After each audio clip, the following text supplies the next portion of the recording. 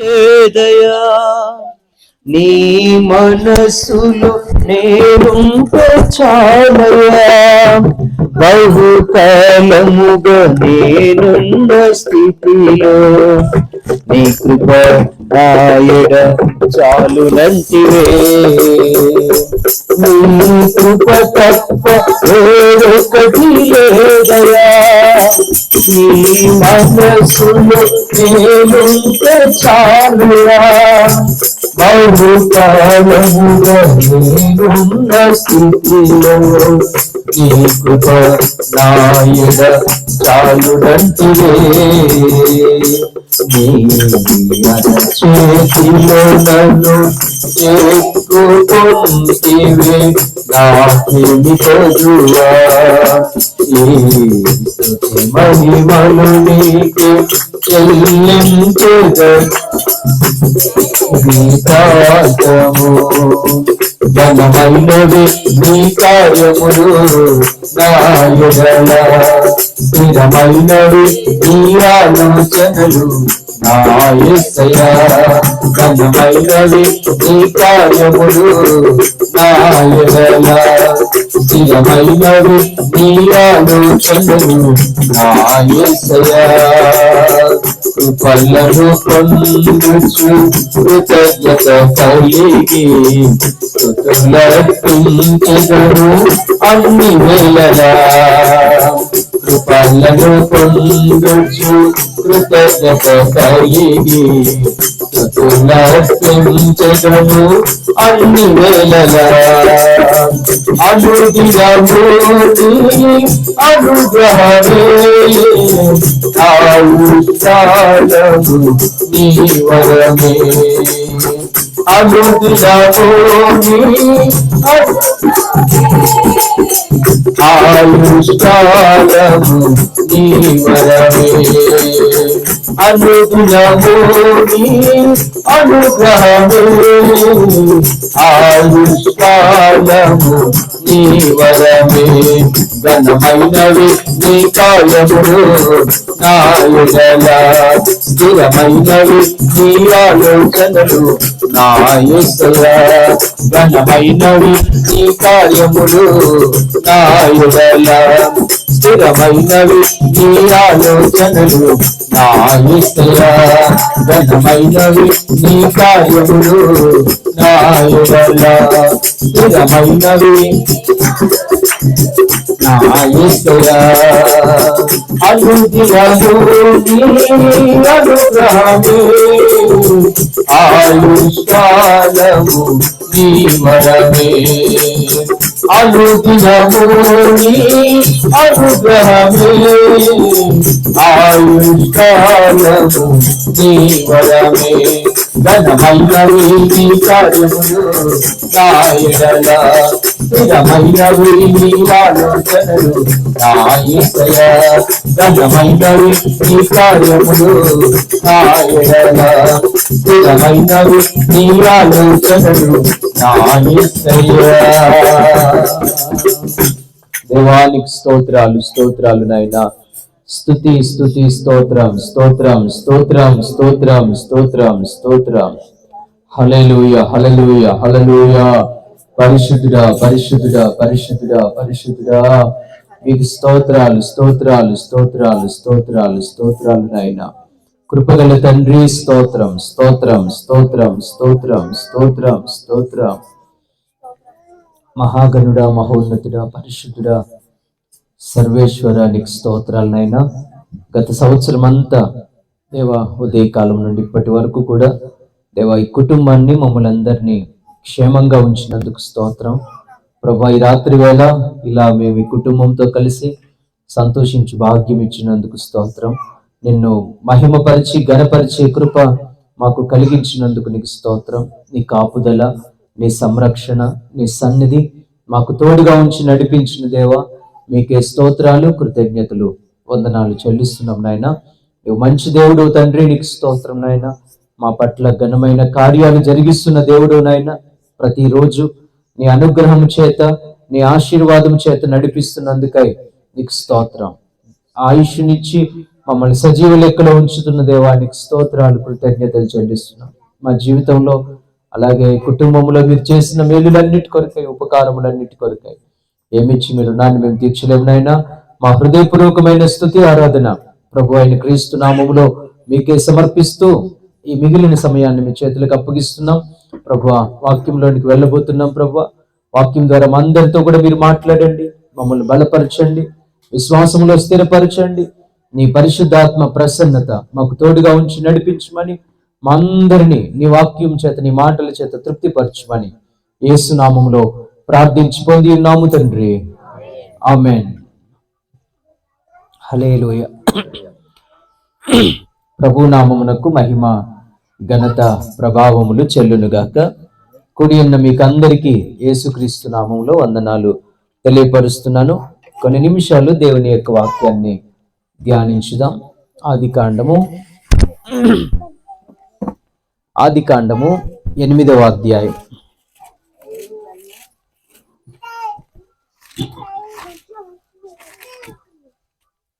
ఆదికాండము 8వ అధ్యాయము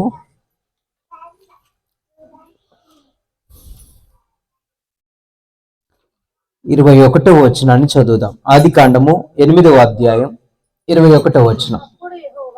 అప్పుడు యెహోవా ఇంపైన సువాసన నాఘ్రానించి ఇక మీదట నరులను బట్టి భూమిని మరలా శపించను.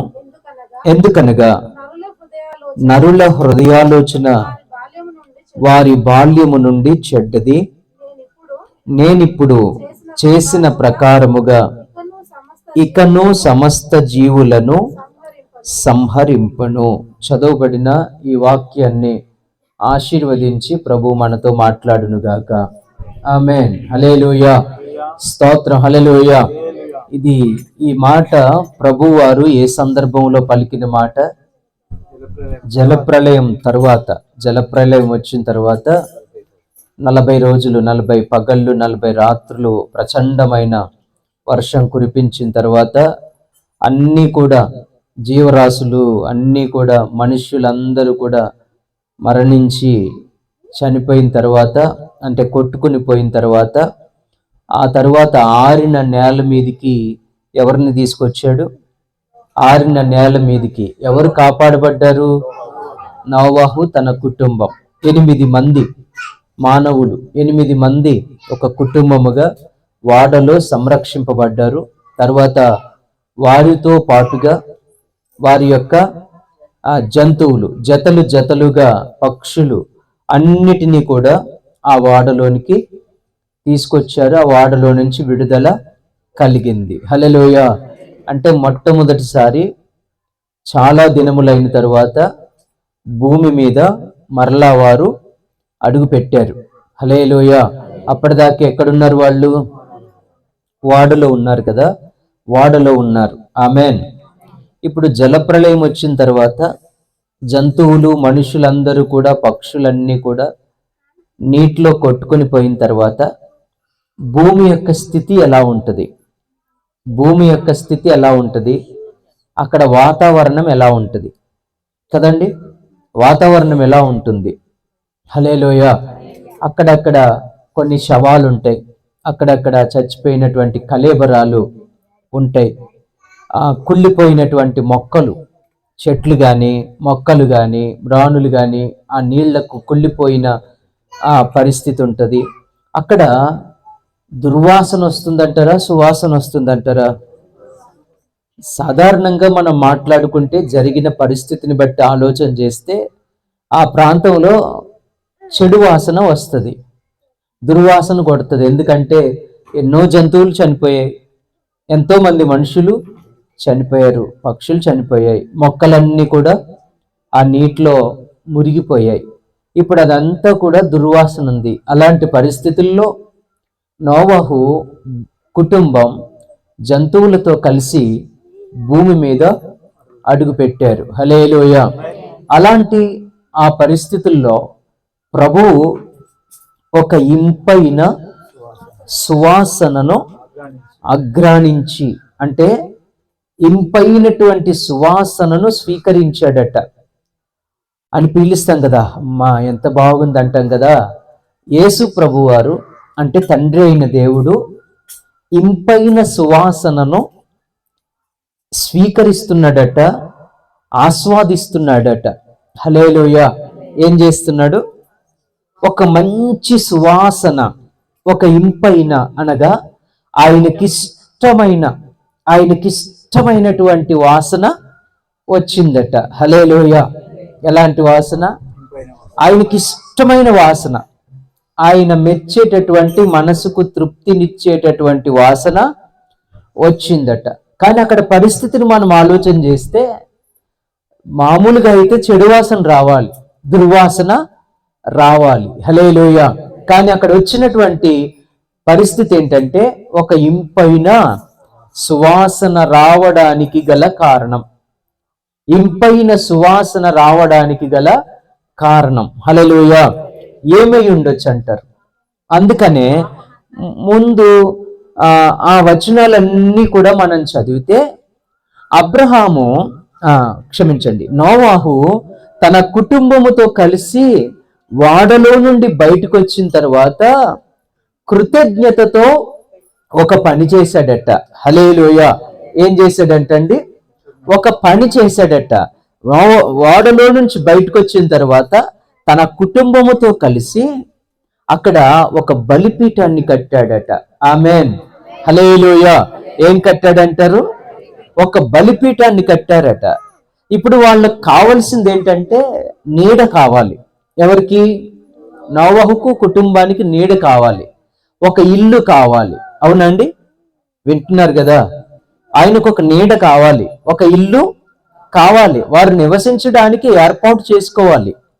వారు నివసించడానికి ఏర్పాటు చేయక ముందు ఆయన చేసిన పని ఏంటంటే ఒక బలిపీఠాన్ని నిర్మించాడు. హల్లెలూయా. బలిపీఠాన్ని నిర్మించాడట. అంటే ఒక ప్రార్థనా బలిపీఠాన్ని, ఒక ప్రాయశ్చిత్తార్థమైనటువంటి బలిపీఠాన్ని, దేవునికి అర్పణలు అర్పించేటటువంటి ఒక బలిపీఠాన్ని నోవాహు మొట్టమొదటిగా కట్టాడట. హల్లెలూయా. అంటే నోవాహు మొట్టమొదట ఎవరికి స్థానం ఇచ్చినట్టు? దేవునికి స్థానం ఇచ్చాడు. అంటే ఓడలో నుంచి బయట పడిన తర్వాత కృతజ్ఞతాభావంతో బ్రతుకుతున్నాడు, కృతజ్ఞతతో బ్రతుకుతున్నాడు. హల్లెలూయా. అరే, ఇంత పెద్ద ప్రమాదం, అందరూ చనిపోయారు కానీ దేవుడు నన్ను ప్రేమించి, మా కుటుంబాన్ని ప్రేమించి నన్ను ఇంతవరకు సజీవంగా మళ్ళా భూమి మీద బ్రతికేటటువంటి అవకాశాన్ని కల్పించాడు గనుక అని ఒక కృతజ్ఞతా భావముతో ఒక బలిపీఠాన్ని కట్టాడట. బలిపీఠమును కట్టి శ్రేష్టమైనటువంటి, అక్కడ ఉంది కదా 20వ వచనములో, అప్పుడు నోవహు యెహోవాకు బలిపీఠము కట్టి పవిత్ర పశువులన్నిటిలోను పవిత్ర పక్షులన్నిటిలోను. హల్లెలూయా.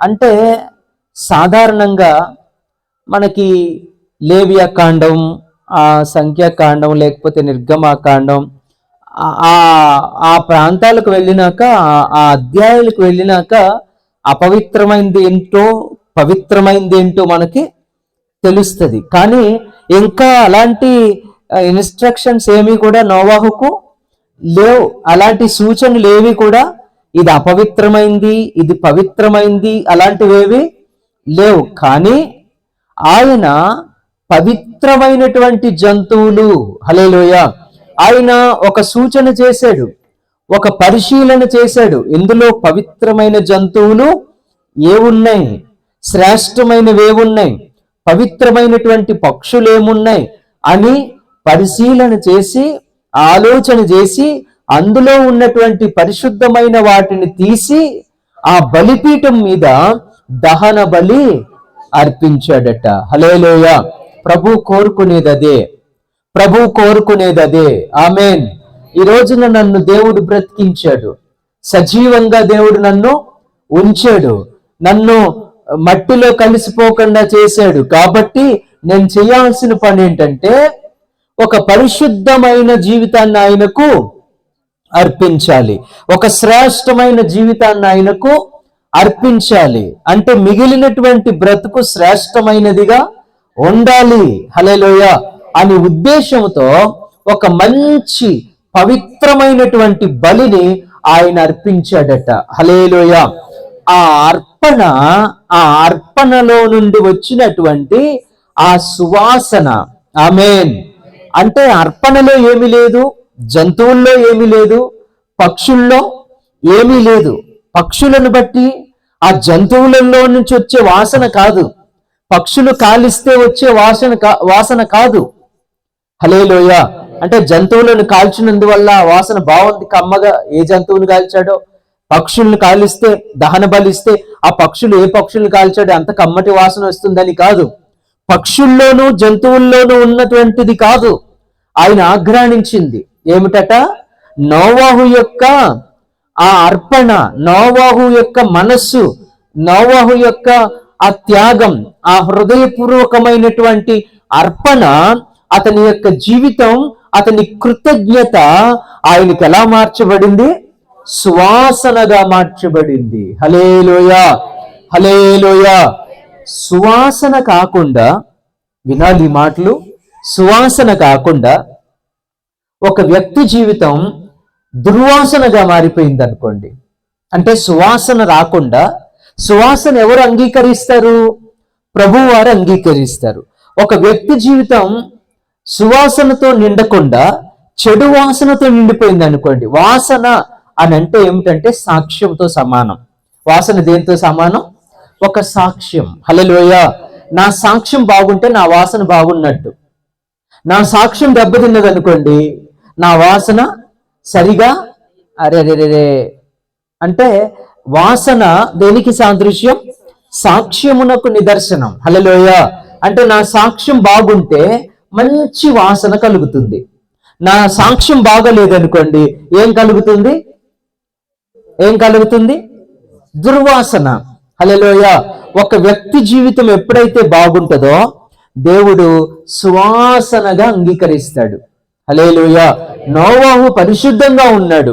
ఆయన అన్నాడు కదా, నోవాహు ఈ తరము వారిలో నీవే నీతిమంతుడిగా నాకు కనబడ్డావు. ఆ నీతిమత్వమే, ఆ యథార్థతే ఆయనకు సువాసనగా మార్చబడింది. హల్లెలూయా, హల్లెలూయా. ఒకవేళ మన జీవితం సరిగా లేకపోతే, పాపం అంటుకుని ఉంటే, చెడును మనం స్నేహిస్తే, పాపపు జీవితాన్ని బ్రతుకుతూ ఉంటే, లోక సంబంధమైనటువంటి జీవితాన్ని మనం బ్రతుకుతూ ఉంటే, లోక సంబంధంగానే మన జీవితాన్ని గడిపి శరీరాన్ని అపవిత్రపరుచుకుంటే, ఆత్మను అపవిత్రపరుచుకుంటే, అప్పుడు మనలో నుంచి వచ్చేది ఏమిటి? ఏమొస్తుంది? అప్పుడు ఆయన అంగీకరిస్తాడంటారా? ఒకసారి దావీదు బాధపడతాడు. దావీదు ఏమంటాడంటే 38వ కీర్తనలో ఒకసారి చదువుదాం. 38వ కీర్తనలో దావీదు ఆ కీర్తన అంతా కూడా బాధపడినట్టుగానే ఉంది. 38వ కీర్తన 15వ మాట చదవండి. 15వ మాట, యెహోవా నీ కొరకే, అదేనా అండి? రెండవ లైన్,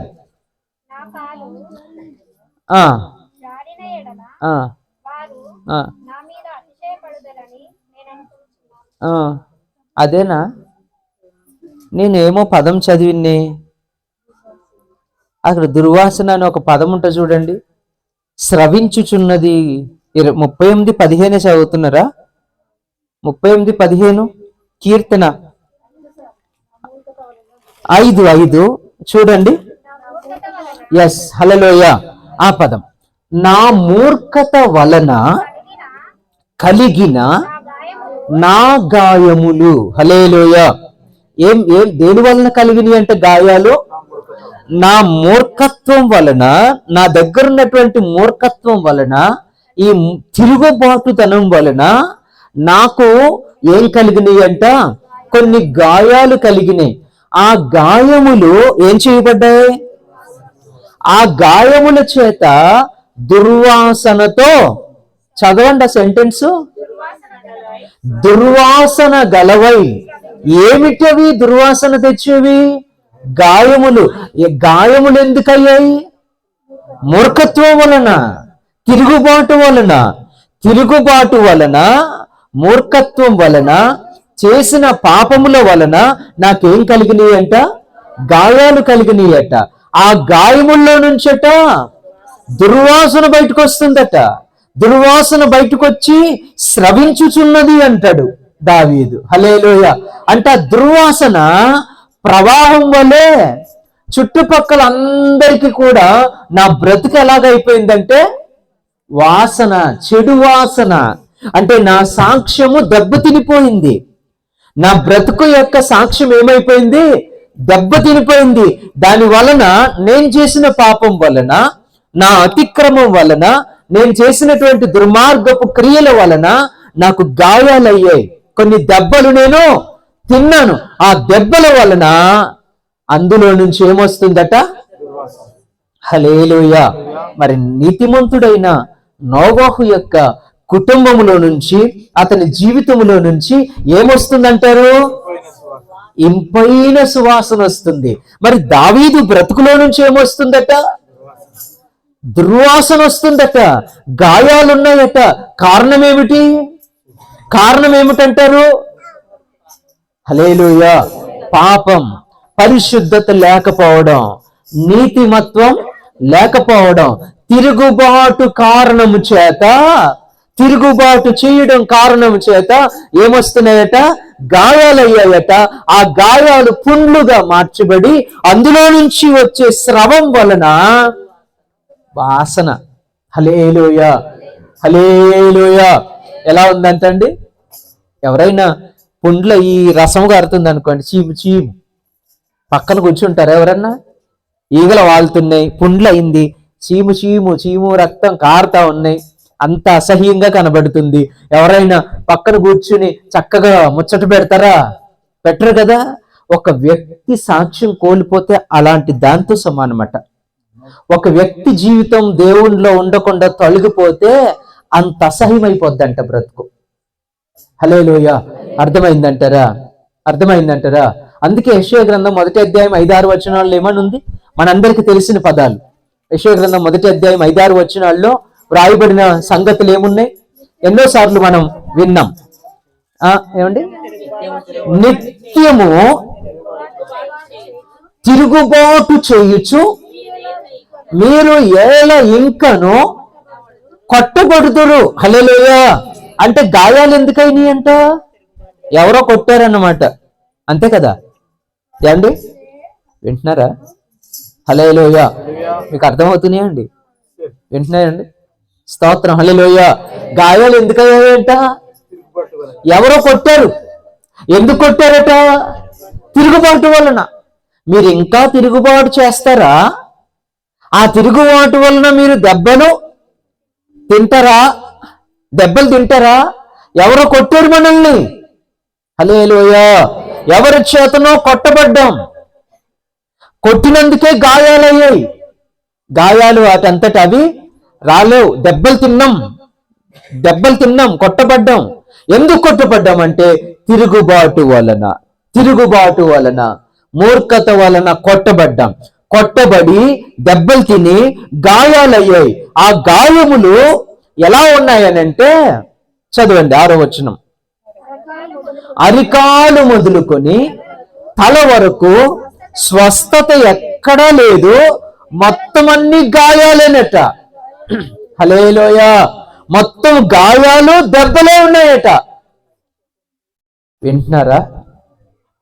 వింటున్న వాళ్ళు స్తోత్రం చెప్పండి ఒకసారి. హల్లెలూయా, హల్లెలూయా. శరీరం అంతా ఏమున్నాయట? గాయాలు ఉన్నాయంట. దెబ్బలు అంటే ఎన్నిసార్లు పొరపాటు చేస్తే ఎన్ని దెబ్బలు తినమని అంటారు. అంటే ఇప్పుడు తల మొదలుకొని పాదం వరకు ఏమున్నాయి? దెబ్బలే, గాయాలు ఉన్నాయి.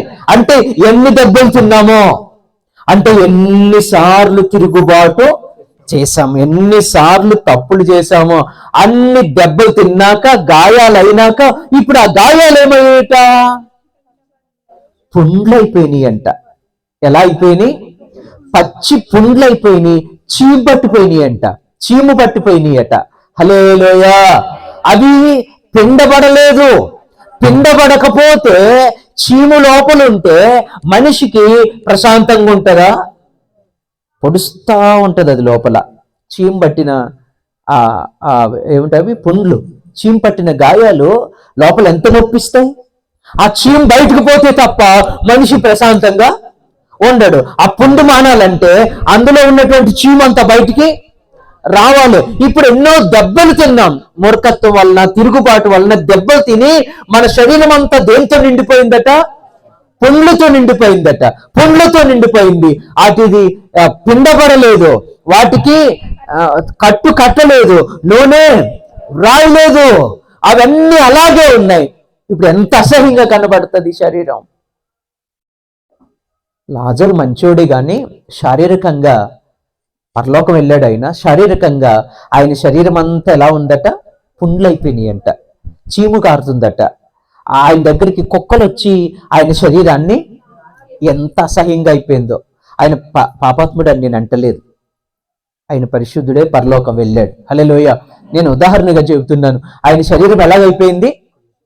పుండ్లైపోయి కుక్కలు వచ్చి ఒక మనిషి వచ్చి పట్టుకోవడానికి కూడా ఇష్టపడరు. అది సాక్ష్యం అంటే. హల్లెలూయా. ఒక మనిషి సాక్ష్యం సరిగా ఉంటే 10 మంది మనతో సహవాసం చేస్తారు. సాక్ష్యం దెబ్బతింటే మన దగ్గరికి ఎవ్వరు రావడానికి కూడా ఇష్టపడరు. ఎందుకంటే ఆ బ్రతుకు అసహ్యంగా మారిపోద్ది, అసహ్యమైనటువంటి జీవితంగా మారిపోద్ది. అందుకనే అవి పిండబడలేదు, మెత్తన చేయబడలేదు. అందుకనే తైలము రాయబడలేదు, అవి అలాగే ఉన్నాయి. హల్లెలూయా. ఈ రోజున మన తిరుగుబాటుదారు వల్ల, మన మూర్ఖత్వం వల్ల, మనం చేసిన అపరాధములు, పాపం వల్ల కొన్ని గాయాలు, కొన్ని దెబ్బలు పుండ్లుగా మార్చబడి అందులో నుంచి వచ్చేటటువంటి ద్రవం స్రవిస్తూ ఉంటే దుర్వాసన కలిగిన జీవితాన్ని మనం బ్రతుకుతున్నామేమో. ఒకవేళ మనలో నుంచి సువాసన రాకుండా దుర్వాసన బయటకు వస్తుందేమో. అది ప్రజలకు ఇష్టం కాదు, అది దేవునికి ఇష్టం కాదు. ప్రజలు సంతోషపడరు, అటు దేవుడు కూడా సంతోషపడడు. మనం దేవునికి ఉపయోగపడం, మనుషులకు కూడా ఉపయోగపడకుండా అయిపోతాం. కానీ నోవాహు వేసినటువంటి ధూపం ఎలా ఉందటండి? సువాసనగా ఉందట. హల్లెలూయా. అక్కడ ఉన్న పరిస్థితిని మార్చేసింది కదా. చుట్టూ ఉన్నటువంటి దుర్వాసన పోయింది. ఇప్పుడు ఏమొస్తుంది? ఇంపైన వాసన.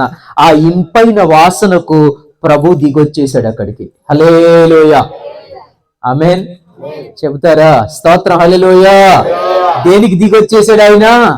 ఆ ఇంపైన సువాసనకు ప్రభు ఆ స్థలంలోనికి దిగొచ్చి ఆ వాసనను, ఆ సువాసనను, ఆ సాక్ష్య జీవితాన్ని ఆయన ఏం చేస్తున్నాడట? స్వీకరిస్తున్నాడు, ఆస్వాదిస్తున్నాడు, ఆగ్రానిస్తున్నాడు. హల్లెలూయా. మనలో నుంచి సువాసన బయటకు వచ్చింది అనుకోండి, ప్రభు వచ్చేస్తాడు ఇక్కడికి. మన దగ్గర సువాసన ఉంటే, మంచి సాక్ష్యం ఉంటే ప్రభు మన మధ్యలో ఆయన వచ్చేస్తాడు. మన సువాసనను బట్టి ఆయన మహిమ పరచబడతాడు. ఆమేన్. ఎఫెసీ పత్రిక 2వ అధ్యాయంలో ఏమని రాయబడి ఉంది? క్రీస్తు మనలను ప్రేమించి, 2వ అధ్యాయం 2వ వచనమా? క్రీస్తు మనలను ప్రేమించి పరిమళ వాసనగా ఉండుటకు, 2వ అధ్యాయం 2వ వచనం అండి. పరిమళ వాసనగా ఉండుటకు మన కొరకు తన్ను తాను దేవునికి అర్పణముగాను బలిగాను అప్పగించుకొనెను. స్తోత్రం. 2వ అధ్యాయం 5వ అధ్యాయం 5వ అధ్యాయం 2వ వచనం. హల్లెలూయా. అక్కడ రాయబడిన మాట ఏంటంటే, ఎఫెసీ 5వ అధ్యాయం 2వ వచనంలో క్రీస్తు మనలను ప్రేమించి, హల్లెలూయా, మనలను ప్రేమించి మనం ఎలా ఉండాలని ఆశపడుతున్నాడట? పరిమళ వాసనగా ఉండడానికి. హల్లెలూయా. మనం పరిమళ వాసనగా ఉండాలని ఆయన పరలోకమును విడిచిపెట్టి లోకానికి వచ్చాడు. హల్లెలూయా. ఆయనే అర్పణ అయిపోయాడు, ఆయనే బలిగా చేయబడ్డాడు, అర్పణగా అర్పించబడ్డాడు. ఆయన వచ్చినందుకే, ఆయన పొందిన దెబ్బల చేత మనకు స్వస్థత. అర్థమైందండి? హల్లెలూయా. ఆయన పొందిన దెబ్బల చేత మనకు స్వస్థత కలిగింది. అంటే పుండ్లన్నీ కూడా పిండబడ్డాయి. ఇప్పుడు మనకు స్వస్థత కలిగింది. అందులో నుంచి దుర్వాసన ఏమాత్రం బయటికి రాదు. ఇప్పుడు ఏమొస్తుంది అందులో నుంచి? పరిమళ వాసన. పరిమళ వాసనగా ఉండడానికి దేవుడు మనల్ని అర్పించుకున్నాడు. హల్లెలూయా. ఆయన మరణించాడు కాబట్టి ఈ రోజున మనం పరిమళ వాసనగా మార్చబడ్డాం. ఆయన మరణించి తిరిగి లేచాడు కాబట్టి, త్యాగం చేశాడు కాబట్టి, అన్ని శ్రమలు అనుభవించాడు కాబట్టి ఈ రోజున మనం ఎలా ఉన్నాం? సువాసన. హల్లెలూయా. క్రైస్తవులంటే, దేవుని పిల్లలంటే, సంఘం అంటే, క్రైస్తవ కుటుంబం అంటే ఏమొస్తుంది అందులో నుంచి? సువాసన. హల్లెలూయా. అందులో పుండ్లు లేవు, అందులో గాయాలు లేవు, చీంపట్టిని ఏమీ లేవు, అక్కడ తిరుగుబాటు లేదు. అందులో నుంచి సువాసన బయటకు వస్తుంది. ఆ సువాసన ప్రభువు స్వీకరించడానికి మన మధ్యలోనే తిరుగుతాడు ఆయన. హల్లెలూయా. స్తోత్రం. హల్లెలూయా. అర్థమైందంటారు ఈ మాటలు? ఆమేన్. గాయాలు ఎందుకైనాయట? గాయాలు ఎందుకైనాయంట? దావీదు ఏమన్నాడు? నాకు గాయాలు ఎందుకైనాయి అన్నాడు. నా తిరుగుబాటు వలన, నా మూర్ఖత్వం వలన నాకు కొన్ని గాయాలు అయ్యాయి అన్నాడు. హల్లెలూయా. ఆ గాయాలు ఎందుకైనాయట? ఎవరో నన్ను కొట్టారు. ఎందుకు కొట్టారట? నా తిరుగుబాటు ధనాన్ని, నా పాపమును బట్టి నేను దెబ్బలు తిన్నాను. ఆ దెబ్బలు గాయాలుగా మార్చబడ్డాయి, ఆ గాయాలు పుండ్లుగా మార్చబడ్డాయి. ఆ పుండ్లలో నుంచి ఏమొస్తుంది? హల్లెలూయా. చెడు సాక్ష్యం, చెడు బ్రతుకు, అసహ్యమైన జీవితం. అలాంటి జీవితాల్ని మార్చడానికి, పరిమళ వాసనగా ఉండడానికి, మనం స్వస్థత పొందడానికి, ఆరోగ్యవంతులుగా ఉండడానికి ప్రభువే లోకానికి వచ్చారు. మనలో నుంచి ఇప్పుడు పరిమళ వాసన 10 మంది కూర్చుంటారు మన దగ్గర. హల్లెలూయా. 10 మంది ఇష్టపడతారు మన జీవితాన్ని. ఆమేన్, ఆమేన్. హల్లెలూయా. ఎందుకు ఇష్టపడుతున్నారు? ఎందుకు మన దగ్గరికి వస్తున్నారు? ఎందుకు మనల్ని ప్రేమిస్తున్నారంటే, ప్రభువు నా దగ్గర ఈ లోకానికి వచ్చి నన్ను పరిమళ వాసనగా చేసేసాడు. ప్రభు మనలందరినీ పరిమళ వాసనగా ఉంచునుగాక. మన నుంచి ఆయన అంగీకరించేటటువంటి ఒక ఇంపైన సువాసన వెదజల్లునుగాక. హల్లెలూయా. హల్లెలూయా. మన బ్రతుకు ద్వారా, మన సాక్ష్యము ద్వారా ఆయన సువాసనను ఆఘ్రాణించునుగాక. అలాంటి బ్రతుకులు ప్రభు మనందరికీ అనుగ్రహించి బలపరచునుగాక. ప్రార్థన చేసుకుందాం, ప్రార్థించుకుందాం. ప్రేమ కలిగిన మా తండ్రి, కృప కలిగిన మా యేసు ప్రభువా, మీకు స్తోత్రాలు నాయనా, కృతజ్ఞతలయ్యా. స్తోత్రం, స్తోత్రం తండ్రి, స్తోత్రం నాయనా. రాజా, ఈ రాత్రి వేళ నీ ప్రియ బిడ్డలందరినీ ఇక్కడికి నడిపించినందుకు స్తోత్రం. నీ బిడ్డలందరూ ప్రభువా ఆశతో, శ్రద్ధతో, భక్తితో నీ పాదాల చెంత కూర్చున్నారయ్యా. ప్రభువా, మీరు మాట్లాడే దేవుడు గనుక కొన్ని మాటలు మాకు తెలియజేసినందుకు స్తోత్రం. దేవా, నిజమే, మా తిరుగుబాటు వలన, మా పాపం వలన దేవా, మాలో నుండి ప్రభువా అసహ్యమైనటువంటి బ్రతుకు, దెబ్బలు తిని, గాయాలయ్యి, పుండ్లుగా మార్చబడి ఒక అసహ్యమైనటువంటి సాక్ష్యం, చెడు సాక్ష్యం మా జీవితాల్లో నుంచి వెదజల్లుతున్న సమయంలో మీరు లోకానికి వచ్చి పరిమళ వాసనగా మమ్మల్ని మార్చారు తండ్రి. ఆనాడు నోవహు బలి అర్పించినప్పుడు అది సువాసన, ఇంపైన సువాసనగా మీరు స్వీకరించిన దేవుడు నాయన. అలాగే మా యొక్క జీవితాల్లో నుండి ఒక చక్కని సువాసన వెదజల్లునట్లుగా, ఒక మంచి సాక్ష్యం అనేక మంది మా ద్వారా పలుకున్నట్లుగా మీరు కృప చూపించి మమ్మల్ని అందరినీ ఆశీర్వదించమని ప్రార్థన చేస్తున్నాం. మమ్మల్ని అందరినీ దీవించమని ప్రార్థన చేస్తున్నాను. మమ్మల్ని అందరినీ బలపరచమని ప్రార్థన చేస్తున్నాను. నీ దీవెనల చేత, నీ ఆశీర్వాదముల చేత మమ్మల్ని అందరినీ నింపమని ప్రార్థన చేస్తున్నాను. ప్రభువా, ఒక మంచి సాక్ష్య జీవితాన్ని మాకు దయచేయండి. ఒక సువాసన వెదజల్లే జీవితాన్ని మాకు ప్రసాదించండి. మా సాక్ష్యములను మేము కాపాడుకుంటూ పరిశుద్ధతతో బ్రతుకున్నట్లుగా మాకు నేర్పించమని ప్రార్థన చేస్తున్నాం. దేవా, ఈ మాటలు మా అందరి హృదయాల్లో ఫలింపచేయండి. మా అందరి హృదయాల్లో ఫలింపచేసి వాక్యానుసారమైన జీవితాలు మాకందరికి అనుగ్రహించమని ప్రార్థన చేస్తున్నాం. తండ్రి స్తోత్రాలు.